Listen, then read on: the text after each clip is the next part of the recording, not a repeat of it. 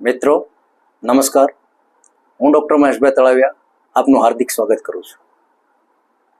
હવે આમ તો તમે બધાએ એક ઔષધિનું નામ સાંભળ્યું છે, જેનું નામ છે માલકાંગણી.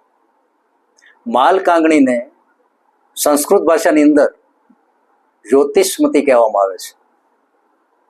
જો આચાર્યોએ કેટલું સરસ નામ આપ્યું છે, જ્યોતિષમતી.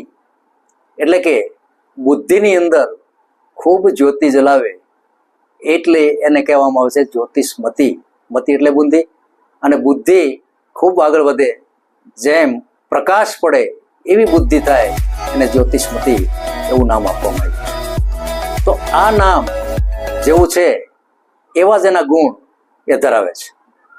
હવે આપણે જોઈએ છીએ કે આપણા બાળકની અંદર જો બુદ્ધિ ઓછી હોય, જો બુદ્ધિયુક્ત એ કર્મ કરતું ન હોય, એ નાનપણથી જ ખ્યાલ આવે છે. જેની બુદ્ધિ જેટલી તીવ્ર હોય ભણવાની અંદર અથવા તો આખા દિવસ દરમિયાનની પ્રવૃત્તિમાં એ બુદ્ધિયુક્ત કર્મ કરતું હોય બાળક, તો આપણે સમજવું જોઈએ એની અંદર 100% બુદ્ધિ રહેલી છે. પરંતુ ઘણા એવા બાળકો આ યુગની અંદર છે કે જેને ઓછી બુદ્ધિ હોય છે, અને એને એટલા માટે જ ઓટિઝમ એવું નામ આપવામાં આવ્યું છે કે બાળકને એ ઓટિઝમ નામનો રોગ થતો હોય છે, તો બાળક એ વિસ્મૃતિમાં જાય છે, એને સ્મરણ પણ રહેતું નથી, અને એની બુદ્ધિ થોડીક મંદ પડી જાય છે. જ્યારે આ બાબતની ખ્યાલ બાળકના મા બાપને આવે છે કે ભાઈ આપણું બાળક એ ઓછી બુદ્ધિ ધરાવે છે અથવા તો એને ઓટિઝમ છે, તો મિત્રો આના માટે આયુર્વેદની સારવાર લેવી એ ખૂબ હિતાવહ છે. એની અંદર 2-4 ઔષધિ એવી છે કે જે બાળકની બુદ્ધિને સતેજ કરે છે, બાળકની સ્મરણ શક્તિ વધારે થાય છે.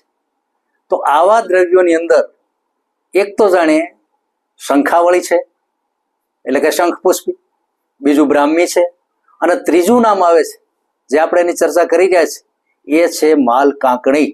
માલકાંકણી એનો સ્વભાવ તીખો છે, ગરમ છે, પરંતુ બુદ્ધિ એ ખૂબ આપે છે અને બાળકને સતેજ પણ રાખે છે.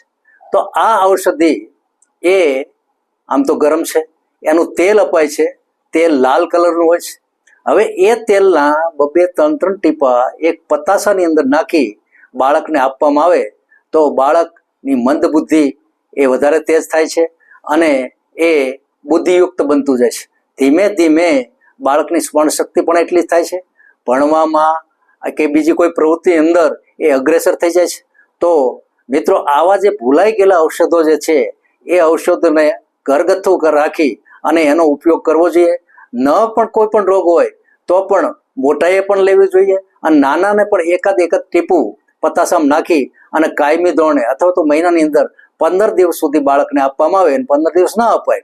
મોટાને પણ જ્યારે વૃદ્ધાવસ્થાની અંદર આ પ્રકારની તકલીફ થઈ હોય, એટલે કે સ્મરણ શક્તિનો નાશ થયો હોય, બુદ્ધિયુક્ત ખામી આવતી હોય, તો આ એક ઔષધિ એવી છે કે જે તમને બુદ્ધિ એ પ્રેરે છે, બુદ્ધિ આપે છે, અને બુદ્ધિયુક્ત કર્મ કરવાની અંદર આપણને અગ્રેસર રાખે છે. ઓમ શાંતિ. જય ધન્વંતરી.